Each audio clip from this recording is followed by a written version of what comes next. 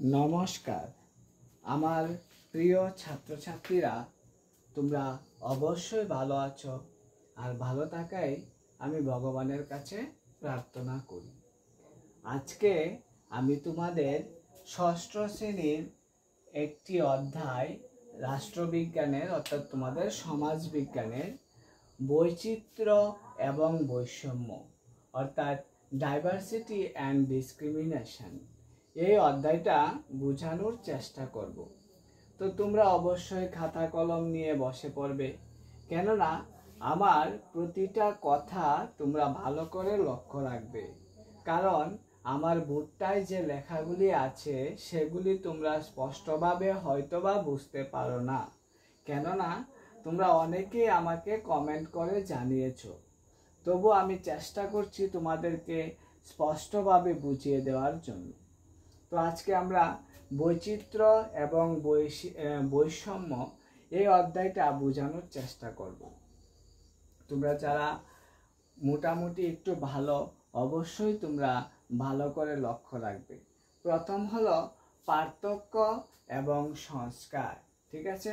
তো বৈচিত্র্য এবং বৈষম্যের মধ্যে যে পার্থক্য, অর্থাৎ এই বৈচিত্র্য এবং বৈষম্য কিভাবে গড়ে উঠেছে, সামাজিক অসাম্য ভয়াবহতা, তার বিরুদ্ধে গড়ে ওঠা সংগ্রাম সম্পর্কে ধারণা দেওয়া এবং সেই বিষয়গুলি সম্পর্কে শিক্ষার্থীদের অবগতি করানো, অর্থাৎ তোমাদেরকে বোঝানো এবং তোমাদেরকে জানানোই আমার কর্তব্য। তো তোমরা অবশ্যই মনোযোগ সহকারে শুনবে। প্রথম হলো পার্থক্য এবং সংস্কার। তাহলে পার্থক্য বলতে তো তোমরা অবশ্যই জানো পার্থক্য কি, আর সংস্কার কি সে জিনিসটা আমি তোমাদের বুঝিয়ে দেব। সমগ্র পৃথিবীতে 8টি প্রধান ধর্ম আছে, যার প্রত্যেকটি ভারতে অনুষ্ঠিত হয়। এখানে 16শোরও বেশি ভাষা আছে, যেগুলো এখানকার মানুষজনের মাতৃভাষা, এবং যার মধ্যে 100-র বেশি ভাষা বিশেষভাবে প্রচলিত। তথাপি এই বৈচিত্র্য সর্বত্র সমানভাবে গ্রহণযোগ্য নয়, অর্থাৎ যেখানে 16শোরও বেশি ভাষা রয়েছে এবং 100টি ভাষা আছে প্রচলিত। তোমরা অবশ্যই মনোযোগ সহকারে কিন্তু শুনবে, কেননা তোমাদের ছোট প্রশ্নের মধ্যে এগুলি এসে যেতে পারে। তারপর হলো যে কারণ আমাদের সঙ্গে মিল আছে, এই একই ভাষায় কথা বলে, একই রকম পোশাক পরে, একই খাদ্য গ্রহণ করে এবং এরূপ প্রতিবেশীর সঙ্গে থাকতে আমরা অধিক পছন্দ করি। আমাদের সঙ্গে অনেক পার্থক্য আছে, এমন কারোর সঙ্গে কখনো সাক্ষাৎ হলে আমরা তাকে অচেনা বা বলে মনে করি। আমরা বুঝতে পারি না কেন তারা আমাদের থেকে আলাদা। অর্থাৎ আমরা চলার পথে যখন আমরা একই জায়গায় থাকি, একই পোশাক পরি, একই রকম খাবার দাবার চলে, আমরা একসঙ্গে বসবাস করতে পারি। কিন্তু অন্য এলাকার একটা মানুষের সঙ্গে যখনই আমাদের দেখা হয়, তখনই আমরা বুঝতে পারি যে আমরা তাদের থেকে একটু আলাদা, ঠিক আছে? অর্থাৎ তাদের ব্যবহার, তাদের আচার আচরণ আমাদের মতো নয়, ঠিক আছে? এটাকে বলা হয় কি? সংস্কার। তারপরে দেখো, যেমন দেখা যায় যে অধিবাসী এবং যেমন ধরো গ্রামের অধিবাসী এবং শহরের অধিবাসীদের সম্পর্কে দেওয়া বক্তব্যগুলি থেকে মনে হতে পারে যে গ্রামবাসীরা হয়ে থাকে নোংরা, অজ্ঞ এবং কুসংস্কার। অন্যদিকে শহরের অধিবাসীরা হয় অর্থলোভী, অলস এবং চতুর। এই যে ধারণা, এটাকেই বলা হয় যে কি, এই ধারণার পরবর্তীকালে ধীরে ধীরে কুসংস্কার হিসেবে আমাদের মনে বাসা বেঁধে ফেলে। এবং কুসংস্কার কথার অর্থ হলো পুরনো রীতিনীতিতে নির্ভরশীল হয়ে ছুটা, হীন এবং নিকৃষ্ট বলে বিচার করা এবং যুক্তিহীন আচরণ করা। অর্থাৎ আমরা মনে করি শহরের মানুষ খুব ভালো, শহরের মানুষ খুব চালাক, শহরের মানুষের ব্যবহার আমাদের থেকে অনেক ভালো। তো দেখা যায় যে গ্রামের মানুষ, তাদেরকে মনে হয় আমাদের অজ্ঞ, তাদেরকে মনে হয় যে আমরা কি তারা যে সেই পরিবেশে থাকতে ভালোবাসে না, তারা মূর্খ থাকে। এই যে কুসংস্কার এবং এই যে ধারণা, এটাকেই বলা হয় সংস্কার। এবার আমাদের সেকেন্ড যেটা, সেটা হলো অসাম্য এবং পার্থক্য। এবার তোমাদের প্রশ্ন নিশ্চয়ই অসাম্য এবং পার্থক্য কি? হ্যাঁ, অসাম্য বা পার্থক্য হলো কুসংস্কার ও গতানুগতিক ধারণার বশবর্তী হলে পার্থক্যের সৃষ্টি হয়। আর যদি তুমি কাউকে ঘৃণা করো, হীন চোখে দেখো, সমাজের কোনো নির্দিষ্ট কাজে অংশগ্রহণ করতে না দাও, কোনো অঞ্চলে বসবাস করতে না দাও, তবে তুমি তাদের প্রতি বৈষম্য করেছো। মানে কাউকে ঘৃণা করা, যেমন ধরো ডক্টর বি.আর. আম্বেদকরকে ঘৃণা করা হয়েছিল, এই যে ঘৃণা করা, তাকে বসবাস করতে না দেওয়া, এগুলি হলো কি অসাম্য। ঠিক আছে? কিন্তু এই ভিন্নতার জন্য কোনো জাতিগোষ্ঠীকে নিকৃষ্ট প্রতিপন্ন করার চেষ্টা আসলে তাদের প্রতি বৈষম্য প্রদর্শনের সামিল। অর্থাৎ দেখা যায় যে এই তাদেরকে একটা কিছু না করতে দেওয়া, এটাই হলো কি বৈষম্যের ধারণা বা বৈষম্যের সৃষ্টি।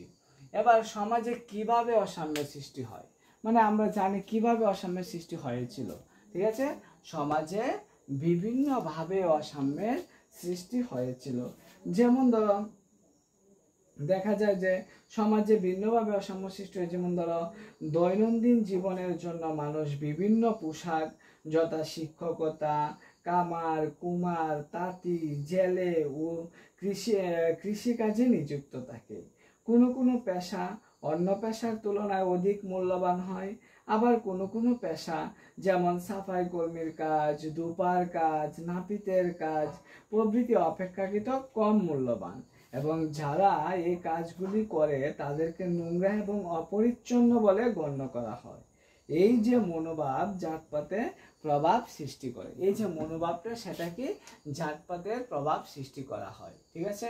এই জন্য বলা হয় যে এভাবে জাতপাতের সৃষ্টি হয়েছে। ঠিক আছে? বা অসাম্যের সৃষ্টি হয়েছে।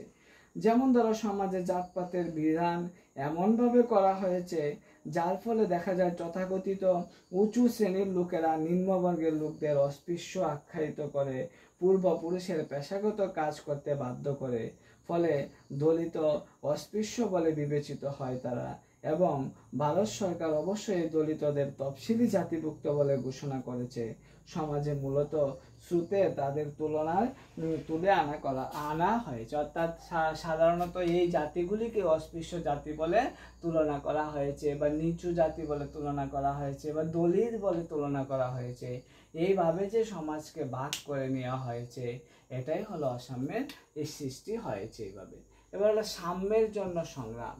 হ্যাঁ, সাম্যের জন্য কি কি সংগ্রাম করেছে? পিছিয়ে পড়া দলিতগণ, মহিলাগণ, তারা কি করেছে? সাম্যের জন্য অহস্র সংগ্রাম করেছে। কৃষকরা ও বঞ্চনা ও শোষণের বিরুদ্ধে জীবনভর সংগ্রাম করেছে। আমরা এর আগে অনেক দেখেছি যে দলিতরা মন্দিরে প্রবেশাধিকারের দাবিতে নিজেদের সংগঠন করেছিল।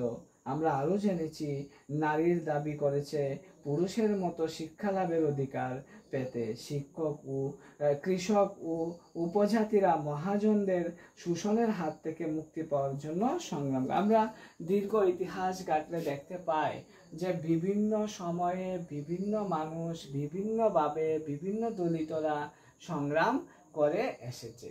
তারপর হলো বৈচিত্র্য ও বৈষম্য। তাহলে বৈচিত্র্য ও বৈষম্য কি? হ্যাঁ, বৈচিত্র্য কি এবং বৈষম্য কি? না, বৈচিত্র্য বলতে বোঝায় একটি দেশের মধ্যে বিভিন্ন জাতপাত, ধর্ম, বর্ণ, ভাষার ভিন্নতাকে বৈচিত্র্য হিসাবে গণ্য করা হয়। অন্যদিকে বিভিন্ন ভাষা, বর্ণ, জাতপাতের নিরিখে সামাজিক অর্থনৈতিক দিক থেকে অসাম্য আচরণকে বৈষম্য বলা হয়। ঠিক আছে? তাহলে বৈচিত্র্য কি আর বৈষম্য কি? একটি দেশের মধ্যে বিভিন্ন জাতপাত, ধর্ম, বর্ণ, এই জিনিসগুলিকে বলা হয় কি বৈচিত্র্য। আর ওদেরকে কি করা? বিভিন্ন সুযোগ সুবিধাকে থেকে বঞ্চিত করা, এই যে ব্যবহার করা তাদের সঙ্গে অপমানজনক, এটাই হলো কি বৈষম্য। এবার তোমাদের মনে প্রশ্নটাকে অসাম্য কি? তাহলে অসাম্য জানতে হলে আগে আমাদের জানতে হবে সাম্য কি। মূলত সাম্য বলতে সমান অধিকারকে বোঝায়। তবে অসাম্য বলতে কি বোঝায়? অসাম্য বলতে বোঝায় সমাজে বিভিন্ন মানুষের প্রতি ভিন্ন ভিন্ন আচরণকে, মানে বিভিন্ন মানুষ বিভিন্ন ধরনের আচরণ মানুষের সঙ্গে করে, এটাকেই বলা হয় অসাম্য। এবার হলো লিঙ্গ বৈষম্য কি? হ্যাঁ, এটা একটা খুব ভালো প্রশ্ন। লিঙ্গ বৈষম্য কি? মানে সমাজে নারী ও পুরুষের মধ্যে বিভিন্ন পৃথক, মানে দেখা যায় যে সমাজ, আমরা দেখি না যে সমাজে একজন নারী একজন পুরুষ বিভিন্ন পৃথক আচরণ করা হয়, যাকে লিঙ্গ বৈষম্য বলা হয়। সমাজের মধ্যে লিঙ্গগত পার্থক্য করা উচিত নয়, অর্থাৎ নারীদেরকে সব জায়গায় সম্মান দেওয়া হয় না, নারীদেরকে সব কাজে দক্ষ বলে বিবেচনা করা হয় না। এই যে পৃথক মনোভাব, এটাকে বলা হয় লিঙ্গ বৈষম্য। এবার হলো নিম্নবর্ণ, ঠিক আছে। নিম্নবর্ণ বলতে নিচু বর্ণ, যারা সমাজের মধ্যে থেকে সব থেকে নিচু স্তরে রয়েছে, যেমন ধরো শূদ্ররা, ঠিক আছে, তাদেরকে বলা হয় নিম্নবর্ণ। অর্থাৎ যারা সমাজের মধ্যে সব থেকে নিচু স্তরে রয়েছে তাদের নিম্নবর্ণ বলা হয়। কারণ সমাজে 4 প্রকার শ্রেণী ছিল: ব্রাহ্মণ, ক্ষত্রিয়, বৈশ্য, শূদ্র। নিচু স্তরের শূদ্ররাই ছিল নিম্নবর্ণের মানুষ, ঠিক আছে। সমাজের মধ্যে আগে কয়টা বর্ণ ছিল? 4টা: ব্রাহ্মণ, ক্ষত্রিয়, বৈশ্য এবং শূদ্র। ব্রাহ্মণদের কাজ ছিল পূজা পাঠ করা, ক্ষত্রিয়দের কাজ ছিল যুদ্ধ করা, বৈশ্যদের কাজ ছিল ব্যবসা করা এবং শূদ্রদের কাজ ছিল ওই 3 শ্রেণীর সেবা করা। এই জন্য শূদ্র শ্রেণীটাকে বলা হয় নিম্ন বর্ণ। তারপর হলো সর্বশিক্ষা অভিযান কি? এই অধ্যায়ের মধ্যেই তোমাদের একটা আনটাইপ প্রশ্ন এসেছে, সেটা হলো সর্বশিক্ষা অভিযান কি? না, সর্বশিক্ষা অভিযান হলো একটি সরকারি প্রকল্প। এই প্রকল্পের দ্বারা বলা হয় দেশের প্রতিটি শিশুর শিক্ষার ব্যবস্থা করতে হবে ও সকলকে শিক্ষিত করে তুলতে হবে। শিক্ষা হবে সবার জন্য। এখানে কোনো ধনী, গরিব, নিম্নবর্ণ, উচ্চবর্ণ, মধ্যবর্ণ এমন কোনো প্রলেপন থাকবে না। সবাইকে কি করতে হবে? শিক্ষিত হতে হবে। এই যে পরিকল্পনা সরকার দ্বারা গ্রহণ করা হয়, এটাই হলো কি? সর্বশিক্ষা অভিযান, ঠিক আছে। তাহলে তোমরা ওই জায়গাটা বুঝতে পারলে। তারপর আরো কতগুলি জিনিস এটার মধ্যে রয়েছে যা আমি বোর্ডটার মধ্যে লিখতে পারিনি, তবু আমি তোমাদের চেষ্টা করছি এই জায়গাগুলি বুঝিয়ে দেওয়ার জন্য, ঠিক আছে। যেমন ধরো একটা আছে সাম্যের জন্য সংগ্রাম, ঠিক আছে। সাম্যের জন্য সংগ্রাম, এই যে আমরা দিয়েছি সাম্যের জন্য সংগ্রাম, ঠিক আছে, এটা বুঝিয়ে দেওয়া হলো। তারপর যেমন আরেকটা আছে প্রতিবন্ধী, ঠিক আছে। প্রতিবন্ধী কি? এই যে প্রতিবন্ধী, প্রতিবন্ধী বলতে কি বোঝায়? না, আমি তোমাদের প্রতিবন্ধী বলতে কি বোঝায় ওই জিনিসটা স্পষ্টভাবে বলে দিতে চাই। যারা শারীরিক দিক থেকে অক্ষম তাদের প্রতিবন্ধী বা বিকলাঙ্গ বলে, যেমন কানা, খুরা, তুতলা, বুবা প্রভৃতি। এছাড়া আছে মানসিকভাবে অসুস্থ ব্যক্তি, যাকে মানসিক প্রতিবন্ধী বলা হয়। তাহলে প্রতিবন্ধী বলতে কি বুঝলেন? যেমন ধরো চোখে দেখে না, কানে শুনে না, পা ভাঙ্গা, হাত ভাঙ্গা, এদেরকে বলা হয় প্রতিবন্ধী। তাছাড়া মানসিকভাবেও প্রতিবন্ধী আছে, যেমন মেন্টাল প্রবলেম যাদের থাকে, তারাও এক ধরনের মানসিক প্রতিবন্ধী। তারপর হলো বদ্ধমূলক ধারণা কি?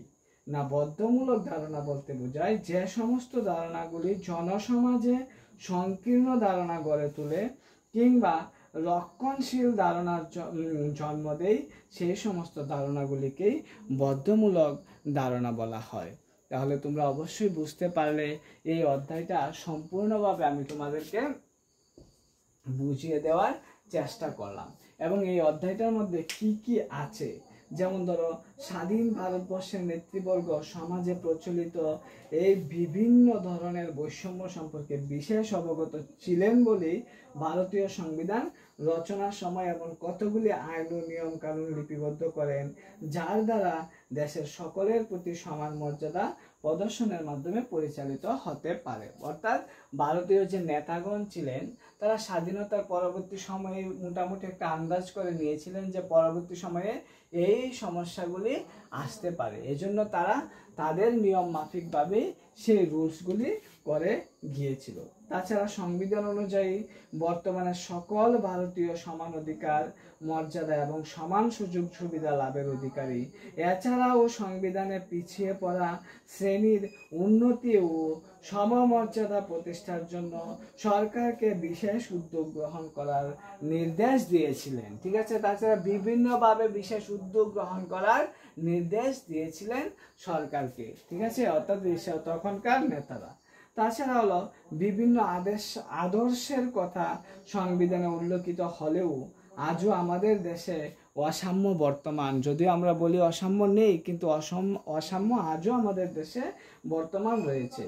তাই সকল ভারতীয়দের মধ্যে সাম্য বাস্তবায়িত করার ক্ষেত্রে জনগণের যেমন নিরন্তর সংগ্রাম করা প্রয়োজন, তেমনি এ বিষয়ে সরকারের ইতিবাচক ভূমিকা গ্রহণ করাও বিশেষ প্রয়োজন। ঠিক আছে, তাহলে তোমরা অবশ্যই বুঝতে পারলে আমি যে ক্লাসটা করিয়েছি সেই ক্লাসটা তোমাদের কাছে কতটুকু গুরুত্বপূর্ণ তা জানিয়ে অবশ্যই কমেন্ট করে আমাকে লিখবে। ঠিক আছে, এবং যদি কারোর বুঝতে অসুবিধা হয় তাহলে অবশ্যই আমাকে কমেন্ট করে জানাবে। ধন্যবাদ সবাইকে, সবাই ভালো থাকবে।